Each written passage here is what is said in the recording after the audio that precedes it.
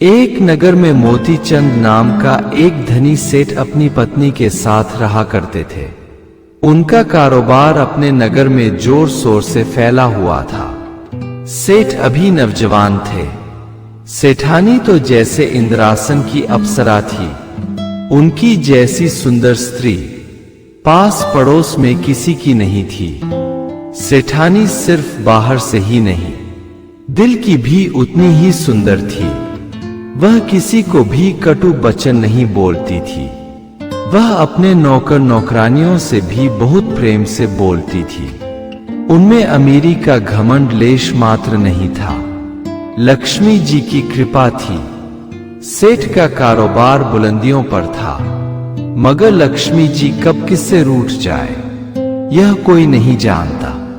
लक्ष्मी जी जिस पर मेहरबान रहती हैं तो उसके अनजाने लोगों में से भी साले निकल आते हैं। मगर जब लक्ष्मी जी रूठती हैं तो अपने भाई बहन हित मित्र पहचानने से भी इनकार कर देते हैं। सच ही है कि जापे कृपा राम की होई, तापे कृपा करे सब कोई। एक समय ऐसा भी आ गया कि सेठ के व्यापार में घाटा होने लगा। उस घाटे के पूर्ति के लिए सेठ जी को बहुत कर्ज लेने पड़े, परंतु सेठ घाटे से उबर ना सका। उसे अब कर्ज चुकाने के लिए भी कर्ज की आवश्यकता आ पड़ी। मगर धंधे का उसूल कुछ अलग होता है। ग्राहक किसी का स्थायी नहीं होता। वह एक सामान लेने से पहले कई दुकानों में मोल भाव करता है, उसके बाद ही सामान खरीदता है। और ऊंची दुकानों में ज्यादातर ग्राहक आकर्षित होते हैं। कमजोर पड़ चुके दुकानदार या जो दुकान खाली हो चुकी होती है, उधर तो कोई देखता ही नहीं। सच है, पूजा इंसान की नहीं, उसके पैसे की होती है। जिसके पास पैसा है उसको 10 लोग सलाम ठोकने आ जाते हैं, मगर भिखारी को कोई सलाम करे ऐसा कभी किसी ने नहीं देखा। तो सेठ जी की स्थिति कल तक ऐसी थी कि 10 आदमी घेरे रहते थे। मगर जब लक्ष्मी जी ने साथ छोड़ दिया तो कोई हाल पूछने वाला भी नहीं मिला। उन्हें अब कहीं से कर्जा नहीं मिला तो दुकान मकान गिरवी रखना पड़ा। जब उनके पास कमाई का कोई साधन ना रहा तो पत्नी के साथ दूसरे नगर के लिए चल पड़े। मगर उनके पास समस्या थी कि धंधा करने के लिए पास में एक पैसा नहीं था। तब उन्हें बहुत निराश देख पत्नी बोली, आप निराश ना हो, आपके दिए आभूषण हमारे पास है। आप उसे ही बेचकर अपना धंधा शुरू कर सकते हैं और पैसा हाथ में आने पर फिर गहने खरीदे जा सकते हैं। सेठ ने कहा कि नहीं, मैं तुम्हारी सुहाग चिन्हों को नहीं बेच सकता। तब सेठानी बोली कि मेरा असली आभूषण तो आप हो और आप सुखी रहोगे तभी ये आभूषण अच्छा लगेंगे। अभी हमें आभूषण से ज्यादा रोटी की जरूरत है। यही बातें करते एक जंगल से गुजर रहे थे कि डाकुओं की नजर सेठानी के पहने आभूषण पर पड़ी तो लूटने के लिए आ गए। सेठ डाकुओं को देख डर गया। वह उनसे अपनी व्यथा सुनाने लगा। डाकू भी थोड़ा समझदार था। वह सेठ से बोला, भाई मैं कोई साधु नहीं हूं जो मुझसे अपनी व्यथा सुना रहे हो। मैं डाकू हूं। मेरा काम लोगों को लूटना है। मैं जर और जोरू दोनों लूट लेता हूं। मगर तुम दुखी आदमी हो तो दोनों में से कोई एक मुझे दे दो। अब फैसला कर लो कि मुझे पत्नी के गहने दोगे या फिर पत्नी को दे दोगे। हमें तो गहने मिल गए तब भी ठीक, और स्त्री मिल गई तब भी ठीक, क्योंकि हमें तो दोनों को बेचना ही है। सेठ डाकू को गहने देकर पत्नी के साथ चल पड़ा। मगर अब उसके पास तो कुछ था ही नहीं। अब तो भोजन के भी लाले पड़ गए। चलते चलते उसे जंगल में एक साधु की कुटिया दिखाई पड़ी। सेठ वहीं जाकर साधु से अपनी व्यथा सुनाए। साधु बोले, सेठ जी, मैं आपके लिए मैं धन की कोई व्यवस्था नहीं कर सकता। तुम चाहो तो पत्नी के साथ आश्रम में 2-4 दिन रहकर सिर्फ प्रसाद ग्रहण कर सकते हो। मैं तुम्हें कोई आर्थिक मदद नहीं कर सकता, क्योंकि मेरे पास कुछ है ही नहीं। तुम खुद होनहार हो। अभी तुम्हारे ऊपर 3 दिन तक शनि की वक्र दृष्टि है, परंतु उसके बाद तुम मिट्टी को भी सोने में बदल सकते हो।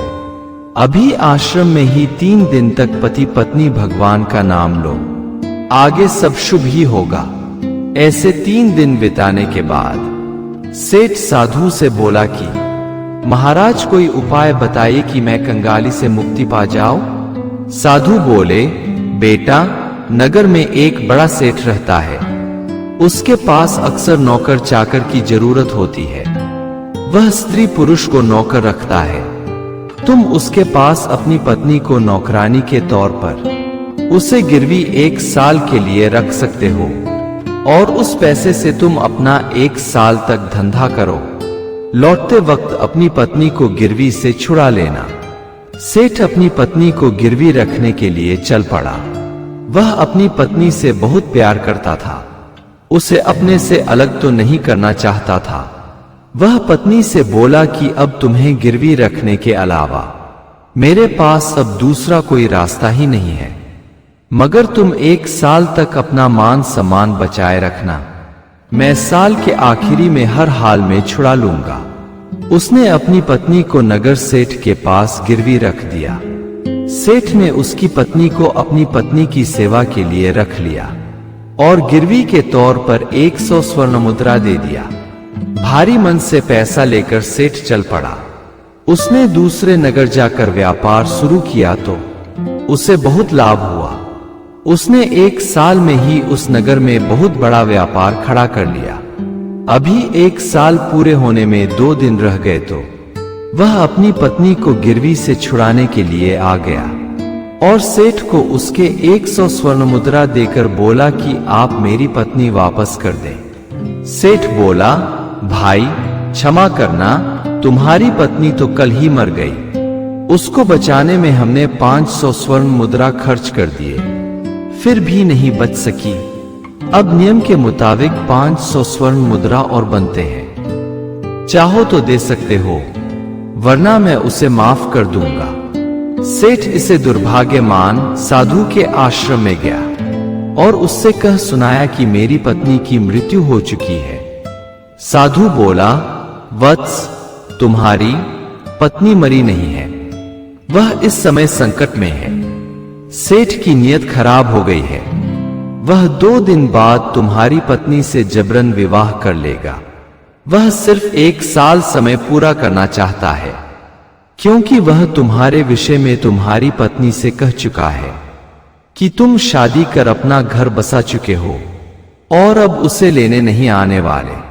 तुम्हारी पत्नी ने भी उससे कह दी है कि अगर 1 साल पूरे होने पर पति उसे लेने नहीं आते तो वह सेठ से विवाह कर लेगी। सेठ तुम्हारी स्त्री से विवाह करने के लिए अपनी पत्नी को जहर देकर मार चुका है। 2 दिन पहले जो स्त्री मरी है वह सेठ की पत्नी थी। तुम अब जैसे हो अपनी पत्नी को बचा लो।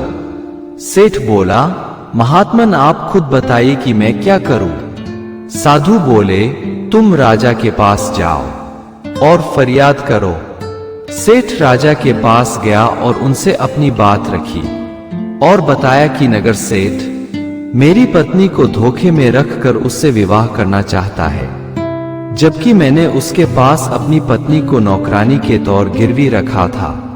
राजा तुरंत न्याय के लिए प्रसिद्ध था। उसने उसी वक्त सेठ को दरबार में बुलवा लिया, मगर सेठ भी कम चतुर नहीं था। उसने पूरे गवाह के साथ राज दरबार में हाजिर हो गया। राजा ने जब नगर सेठ से कहा कि तुम इस नवयुवक की पत्नी को लौटा क्यों नहीं देते, तब सेठ बोला, महाराज इससे बता चुका हूं कि इसकी पत्नी मर चुकी है। मैंने इसकी पत्नी का बहुत इलाज कराया था।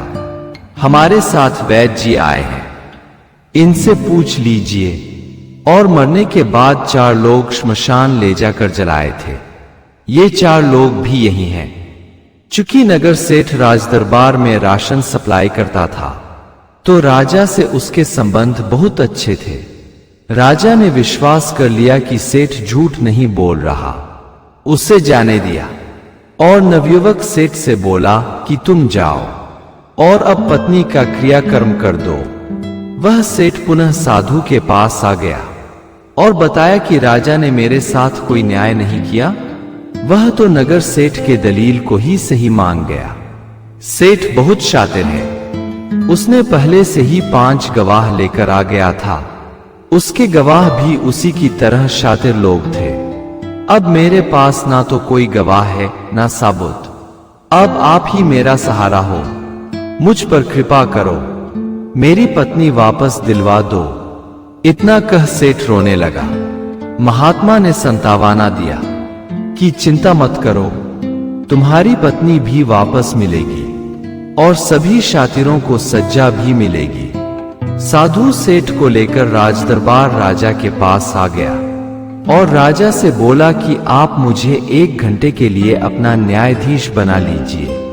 राजा बोला, यह तो हमारे दरबार का सौभाग्य होगा कि एक महात्मा हमारे दरबार में न्याय करे।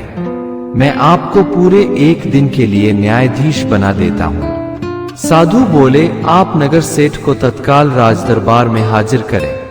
राजा ने दूत भेज नगर सेठ को बुलवा लिया।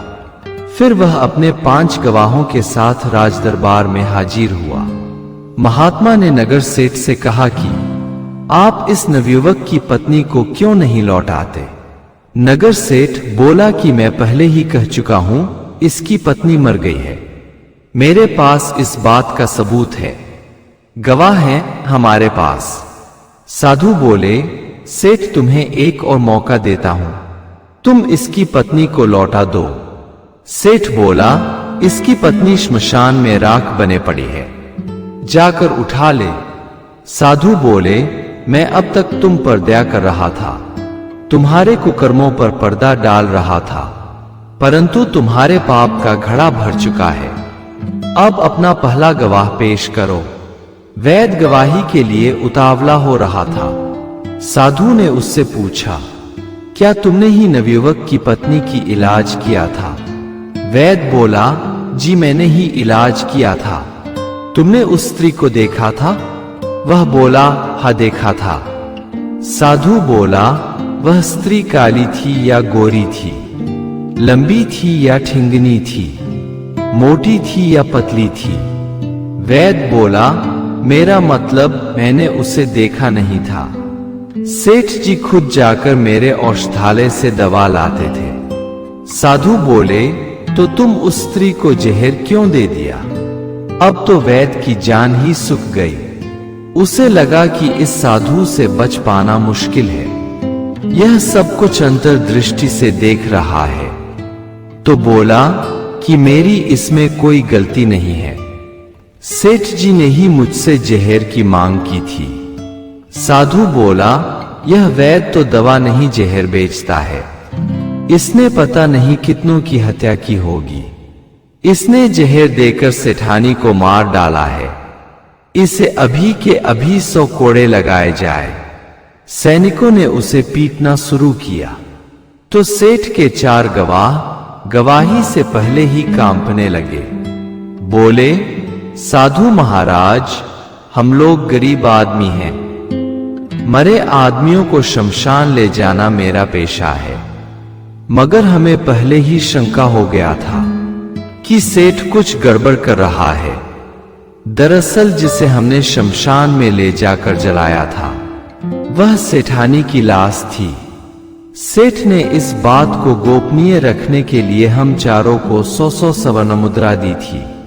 साधु बोले, इतना कह देने से तुम लोग भी नहीं बचने वाले, तुम्हें भी 2 साल के लिए जेल होगी। साधु सेठ से बोला, अब भी तुम्हें कुछ कहना है? सेठ ने तक कहा कि साधु महाराज मुझे माफ कर दे, मैं उस नौकरनी पर मोहित हो गया था। उससे विवाह करने के लिए मैंने अपनी देवी जैसी पत्नी को जहर देकर मार डाला। इस नवयुवक की पत्नी को मैंने अपने घर के गुप्त तहखाने में बंद कर रखा है। आप सैनिक भेजकर उसे बुलावा लें और इस नवयुवक की पत्नी उसे सौंप दें। साधु बोले, इतना करने के बाद भी तुम हत्या के दोष से बच नहीं सकते।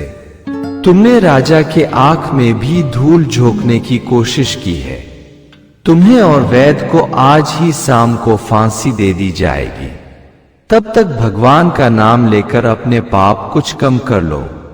राजा साधु के फैसले पर बहुत प्रभावित हुआ।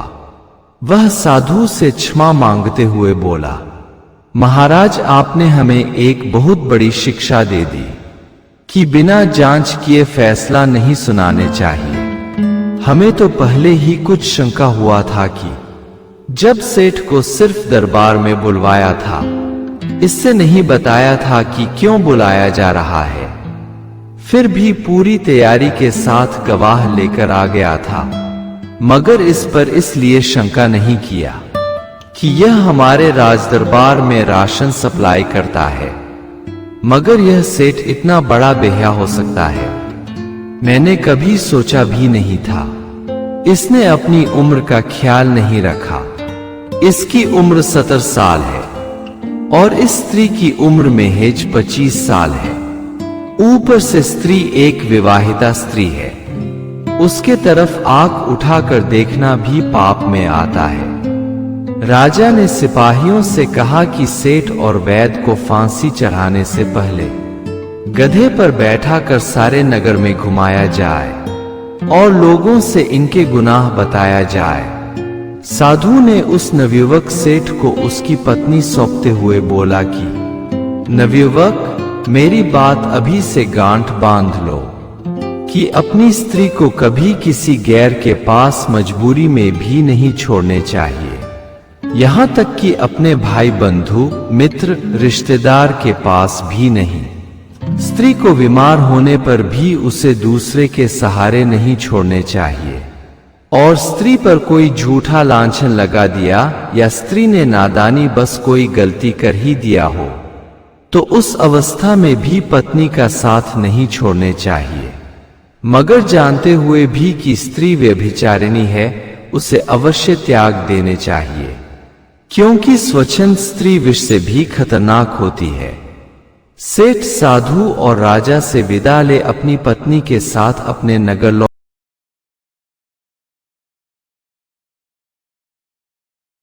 एक गांव में एक ब्राह्मण अपनी पत्नी के साथ रहा करते थे।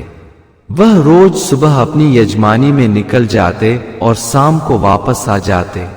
उन्हें यजमानी से बहुत कुछ भोजन सामग्री मिल जाता, जिसे लाकर वह अपने और अपनी के खाने भर घर में रखकर और सब अपने पड़ोसियों में बांट देते। पड़ोसी और पड़ोसन ब्राह्मण पर बड़ी खुश रहते, उनका बहुत आदर करते। वह आदर के योग्य थे भी। वह परम संतोषी ब्राह्मण थे। उनकी एक झालो नाम की पड़ोसन थी, जो बहुत लालची थी। वह रोज दोपहर में पंडितानी के पास कुछ मांगने आ जाती। पंडितानी भी जो कुछ घर में रहता उसे खिला देती। एक दिन झालो ब्राह्मणी से कुछ मांगने आई, तो घर में वो सामान मौजूद नहीं था। ब्राह्मणी ने कहा कि झालो बहन, हमारा घर कोई बड़ा नहीं है और हम ठहरे ब्राह्मण, तो मेरा घर सबके लिए खुला हुआ है। तुम खुद देख सकती हो कि तुम्हारी आवश्यकता वाली वस्तु हमारे घर में मौजूद नहीं है। झालो को लगा कि ब्राह्मणी हमें बहाना बना रही है। उसे बहुत बुरा लगा। उसका पति एक सेठ के पास नौकर था। वह रोज सुबह सेठ के यहाँ काम पर चला जाता और शाम में वापस आता। इधर दिन में जब पड़ोस की औरतें कहीं इकट्ठा होती तो इधर उधर की बातें करती, किसी की बड़ाई तो किसी की निंदा करती, परंतु आखिरी में अपनी पंचायत खत्म करने से पहले ब्राह्मण का दिल खोलकर गुणगान करती। इस बात को सुन झालो जल भून जाती। वह मन ही मन ब्राह्मणी और ब्राह्मण से ईर्ष्या करने लगी थी। एक दिन शाम में अपने पति से बोली कि आप दिन भर सेठ के पास काम करते हो, बदले में सेठ थोड़ी सी मजदूरी देता है। उस पैसे से किसी तरह घर का खर्चा पूरा हो पाता है। जबकि हमारा पड़ोसी पंडित आराम से घूमता हुआ यजमानी में जाता है और इधर उधर की बातें नाक से बोलकर लोगों को भरमाता है, स्त्रियों को मूर्ख बनाता है। उसके बाद भी बहुत सारा बना बनाया स्वादिष्ट खाना भी लेकर आता है। अन्न की तो बात ही मत पूछिए, उसके अन्न खा खा कर हमारे पड़ोसियों के बच्चे पल रहे हैं। मैं सोचती हूं कि आप भी पंडित वाला काम करें। हम भी अपने पड़ोसियों में अपनी धाक जमाना चाहते हैं। उसका पति बोला, लगता है तुम स्त्रियों की पंचायत में बैठती हो। तुम्हें स्त्रियों में बिना मतलब नहीं बैठने चाहिए। तुम्हें यह भी समझ नहीं कि ब्राह्मण का काम अलग है और हम सब लोगों का काम अलग अलग। अपने पड़ोस में देख लो, धोबी कपड़ा धोने का काम करता है, नाई बाल बनाता है, दर्जी हमारे कपड़े सील देता है, किसान अन्न उपजा देता है, सेठ व्यापार करता है, माली बाग को सींचता है, ब्राह्मण अपने यजमानों में ज्ञान बांटता है। सबके अलग काम हैं, कोई एक दूसरे का काम नहीं करता। आज मुझसे कह रही हो कि ब्राह्मण की तरह पुरोहिती शुरू कर दो, कल कहोगी कि दर्जी की तरह कपड़े सील दो। उसे मैं कैसे कर पाऊंगा? यह अपना अपना पेशा है, अपना अपना हुनर है। जाके साज उसी को साजे, दूसर बजावे ढम ढम बाजे। तुम औरतों में मत बैठा करो, तुम्हारे मन में उल्टे सीधे ख्याल नहीं आएंगे। झालो पति से बोली, इतना लंबा चौड़ा भाषण देने से एक बार में ही बोल देते कि तुम्हारे पास नौकर बनने के अलावा और कोई हुनर नहीं है। अब जो कुछ भी करने हैं मुझे ही करने हैं। तुम इतने बड़े निकम्मे हो मैं नहीं जानती थी। वह पति से लड़ झगड़ कर सो गई। इस तरह समय बीतने लगा। पूरा साल गुजर गया। अगला नया साल आया तो वह अच्छा साल नहीं रहा। उस इलाके में दुर्भिक्ष पड़ गया। लोगों ने अपने घरों में बहुत अन्न संचित करके नहीं रखा था तो भोजन की समस्या खड़ी हो गई। इसका प्रभाव ब्राह्मण पर भी पड़ा। उसे अब यजमानी से भोजन और अन्न मिलने बंद हो गए। लोग कथा वार्ता भी कराना बंद कर दिए। ब्राह्मण जहां पड़ोसियों को भोजन बांटा करता था, उसके स्वयं पर ही संकट खड़े हो गए।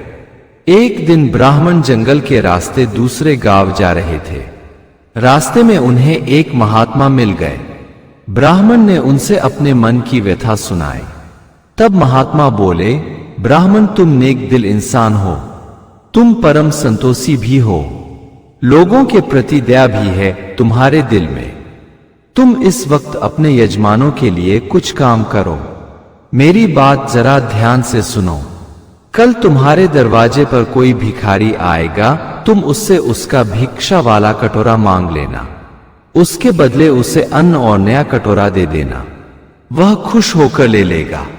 तुम उसके पुराने कटोरे में भोजन बनाकर अपने घर में ठाकुर जी को भोग लगा देना। उसके बाद उस कटोरे से जितना भोजन निकाल कर बांट सको बांट देना। पात्र खाली नहीं होगा। आखिरी में खुद भोजन करना, क्योंकि तुम्हारे भोजन कर लेने पर फिर उस कटोरे से भोजन प्राप्त नहीं होगा। ब्राह्मण घर लौट आए। दूसरे दिन सुबह ही एक भिखारी आया तो ब्राह्मण याचक से निवेदन कर उसका कटोरा ले लिया। बदले में उसे नया कटोरा और अन्न दे दिया। ब्राह्मण ने उस कटोरे में खीर बनाई और ठाकुर जी को चढ़ा दिया। फिर उस खीर को बांटने निकल गए। हजारों लोगों को खीर बांटा परंतु खीर कम नहीं हुई।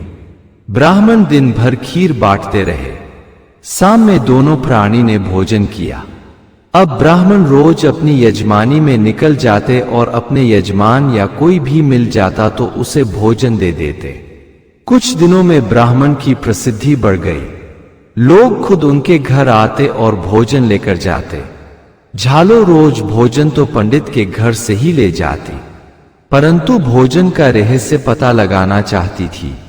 वह पंडितानी से पूछ ही लिया। भोली पंडितानी ने उसे सब बता दिया। वह सुबह में उठी और एक याचक से उसका कटोरा मांगी। वह देने से इनकार कर दिया।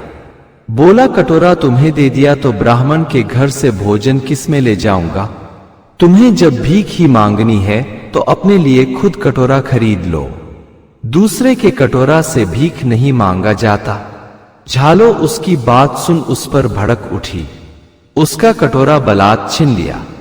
भिखारी बोला, वो मूर्ख स्त्री, मैं कोई साधारण भिखारी नहीं हूं। राजदरबार के मेन गेट के बाहर बैठकर भीख मांगता हूं।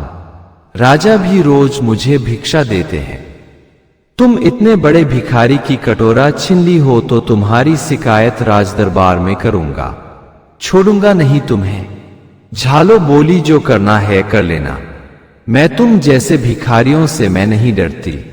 झालो ने भिखारी के कटोरे में खीर बनाया, ठाकुर जी को चढ़ाया और बांटने घर से बाहर बैठ गई। वह याचकों से बोली कि आज मैं भी खीर बांटूंगी, जिन्हें लेना है दरवाजे के सामने लाइन में खड़े हो जाए। अभी 2 आदमी को ही बांट पाई की थी, खीर खत्म हो गई। उसे खुद अपने लिए भी खीर नहीं बची। उधर भिखारी राजदरबार पहुंच गया और राजा से शिकायत किया कि महाराज, आपके दरबार में अब भिखारी भी सुरक्षित नहीं है। मेरा कटोरा एक झालो नाम की स्त्री ने लूट लिया है। राजा ने सैनिक भेज झालो को राजदरबार बुला लिया और भिखारी के कटोरा लूटने के जुर्म में 10 दिन की सजा सुना दी। आदमी को लालच और नकल हमेशा मुश्किल में डालती रही है। अगर आपको हमारी कहानी अच्छी लगी हो तो हमारे चैनल को सब्सक्राइब करें, लाइक करें और कमेंट बॉक्स में राधे राधे जरूर लिखें। आपसे पुनः मिलते हैं एक नई वीडियो के साथ। तब तक के लिए आपको और आपके पूरे परिवार को राधे राधे।